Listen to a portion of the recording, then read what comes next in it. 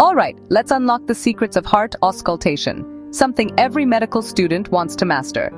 First things first, grab that stethoscope and get comfy with the basics. S1 and S2. Those are your bread and butter. S1, that's the lub. You'll hear it best at the apex, left fifth intercostal space, mid-clavicular line. It marks the closure of the mitral and tricuspid valves. S2 is your dub. Head up to the left upper sternal border, second intercostal space. That's where the aortic and pulmonic valves slam shut. Now, if you want to get sharp at picking out murmurs, here's my tip. Always listen in a quiet room and ask your patient to breathe normally, then hold their breath for a second. It really brings out those subtle sounds.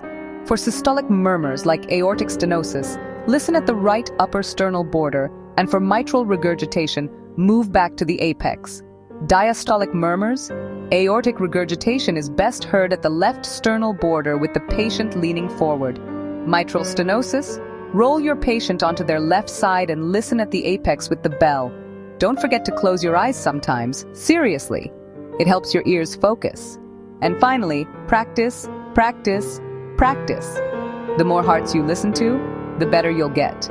Keep it simple, stay curious, and always trust your ears. You've got this.